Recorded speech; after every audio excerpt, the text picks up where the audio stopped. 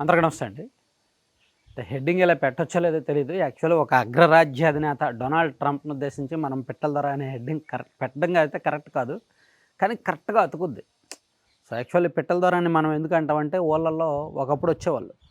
ఒక police dress ఒకటి పెట్టుకొని పెద్ద మిలిటరీ గన్ ఒకటి పట్టుకొని ఊర్లలోకొచ్చి, నేను మా ఊరు నుంచి ఈ ఊరు 2000 మైళ్ళు దూరం నేను 2 నిమిషాల్లో నడిచొచ్చాను. అలాగే మా ఊర్లో పెద్ద ఇల్లు ఒకటి కాలిపోతే జస్ట్ నేను ఊదాను మొత్తం ఆరిపోయింది. అలాగే మా ఇంట్లో ఇంత బంగారం ఉండేది. అది ఎక్కడ పెట్టాలో తెలియక దానం ఇచ్చేసాను. ఇలా ఇలా చెప్తా ఉంటారు కబుర్లు. సో, ఇవన్నీ కూడా అంటే జస్ట్ వ్యంగ్యంగా వాళ్ళు సరదాగా మాట్లాడతారు. అవి సోషల్ మీడియాలో కూడా మీరు ఆ వీడియోలు చూడొచ్చు. జస్ట్ సరదాగా అదొక కామెడీగా ఉంటదనమాట. సో, ఇప్పుడు డొనాల్డ్ ట్రంప్ మాటలు అంటే మరీ అంత వ్యంగ్యంగా ఉన్నాయి అనుకోలేం గానీ, ఆయన మాటలు చూస్తే అలాగే నవ్వొస్తది. సెల్ఫ్ డబ్బా ఎక్కువ, అహంకారం ఎక్కువ, అందరూ తన మాట వినాలనేది పెత్తందారీతనం ఎక్కువ. బహుశా ఒక యూనిక్ పర్సనాలిటీ డొనాల్డ్ ట్రంప్ గారనమాట. ఈరోజు పొద్దున్న ఆయన స్టేట్మెంట్ ఒకటి చూసి ఆశ్చర్యపోయా. ఇరాన్ సుప్రీం నేతగా ట్రంప్‌నే ఉండమని ఇరాన్‌లో అధికారులు అండ్ ముఖ్య నేతలందరూ ఆయన్ని బతిమలాడుతున్నారంట.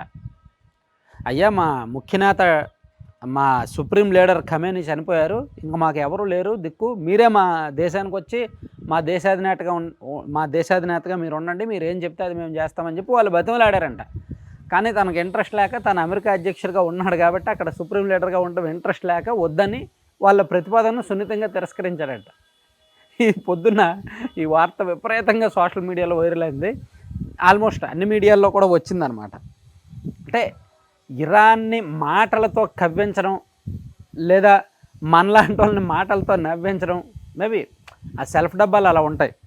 తాజాగా ఇందాక ఒక స్టేట్మెంట్ వచ్చింది. ఆ స్టేట్మెంట్ ఏంటంటే, ఇరాన్ నేతలు చాలా భిన్నంగా వింతగా ఉన్నారు.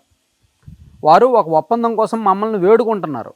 ఇరాన్ మిలిటరీ పూర్తిగా నాశనమై తిరిగి పుంజుకునే అవకాశం కూడా లేదు. సో, ఈ పరిస్థితి చూసి వాళ్ళు వేడుకోవాల్సిందే.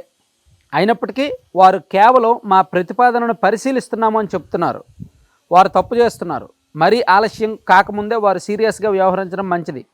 ఆలస్యం అయితే దాని పర్యవసానాలు ఏమాత్రం బాగుండవు అని తాజాగా ఆయన హెచ్చరించాడు. ఒకవైపు ఇరాన్ని హెచ్చరిస్తూ, మరోవైపు ఇరాన్ని కవ్విస్తూ, మరోవైపు ఇరాన్ ప్రజలని, ఇరాన్ ప్రభుత్వాన్ని, ఇరాన్ పాలకులను, అక్కడ వాళ్ళందరినీ అవహేళనగా వెటకారంగా మాట్లాడుతూ మీరు మోకరిల్లడం తప్ప మరో దిక్కు లేదు, మమ్మల్ని వేడుకోవడం తప్ప మరో దిక్కు లేదు, మేము మీకు భిక్ష అనేటట్టు మాట్లాడుతున్నాడు అనమాట.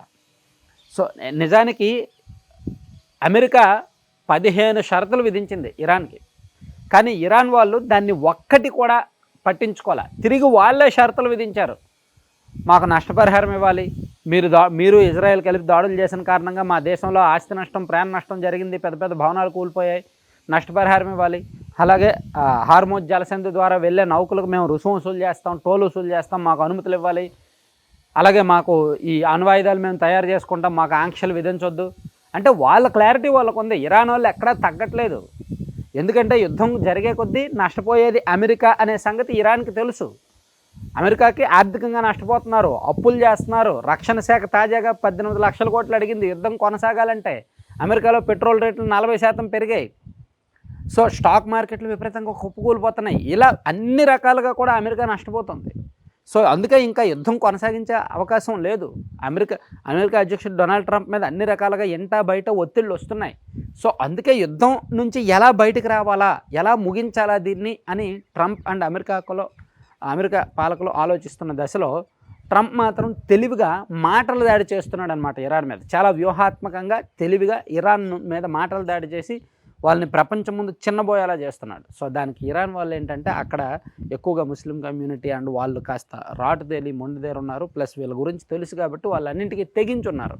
ఏమైతే అదే అవుద్ది, మేము ఆల్రెడీ సుప్రీం నాయకుడిని కోల్పోయాం, పెద్ద పెద్ద అధికారులను ఒక 40 మందిని కోల్పోయాం, 2500 మంది సామాన్యులను కోల్పోయాం, మాకు ఇంక పోయేదేముంది, ఆస్తి నష్టం, ప్రాణ నష్టం భారీగా జరిగింది. సో, మేము ఇంకా వెనక్కి తగ్గితే మా దేశంలో పేదరికం పెరిగిపోద్ది. ఆల్రెడీ ఇరాన్లో పేదరికం ఎక్కువ, వాళ్ళందరూ ఇప్పుడు రోడ్ల మీదకి వచ్చేస్తున్నారు. సో, అందుకే ఇంకా పెరిగిపోద్ది, ఈ దశలో మేము వెనకబడితే అని మా కండిషన్స్ మేము సాధించుకుంటామనే దశలో ఇరాన్ మొండిగా ఫైట్ చేస్తోంది. అన్నీ వదిలేసి పోతే పోయిందని ఫైట్ చేస్తోంది. సో, ఇక్కడ తగ్గాల్సింది మాత్రం అమెరికానే. అందుకే ప్రపంచ పెద్ద పెద్ద దేశాలన్నీ కూడా అమెరికా మీదే ఒత్తిడి చేసే ప్రయత్నం చేస్తున్నాయి. Thank you. సో కంటెంట్ చివరి వరకు చూసిన ప్రతి ఒక్కరికి ధన్యవాదాలండి. కంటెంట్‌కి సంబంధం లేకుండా మీరు ఒక చిన్న అడ్వర్టైజ్మెంట్ స్క్రీన్ మీద చూస్తున్నారు కదా లడ్డూపల్లెం.com అని.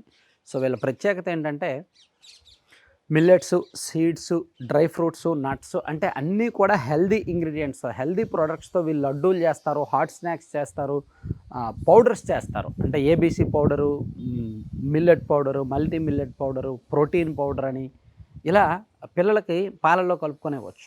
ఏబీసీ అంటే యాపిల్ బీట్రూట్ క్యారెట్ పొడి and Amla beetroot carrot powder. అలాగే మునగాకు పొడి, జామాకు పొడి అని పెద్దల కోసం కూడా కొన్ని హెల్దీ పౌడర్స్ వీళ్ళ దగ్గర ఉంటాయి. సో వీళ్ళ దగ్గర ప్రొడక్ట్స్ అన్నీ కూడా హెల్దీ ప్రొడక్ట్సే అండ్ ప్రైసెస్ కూడా బెస్ట్ ప్రైసెస్, ఆఫర్లు ఉన్నాయి, ఫ్రీ షిప్పింగ్ ఉంది. సో కావాల్సిన వాళ్ళు 9997839994 నెంబర్కి వాట్సాప్లో మెసేజ్ చేయండి, లేదా లడ్డూపల్లెం.com అనే సైట్ విజిట్ చేసి డైరెక్ట్ బుక్ చేసేసుకోవచ్చు. చాలా ఈజీగా 2 రోజుల్లో మీకు డెలివరీ అయిపోతాయి. Thank you.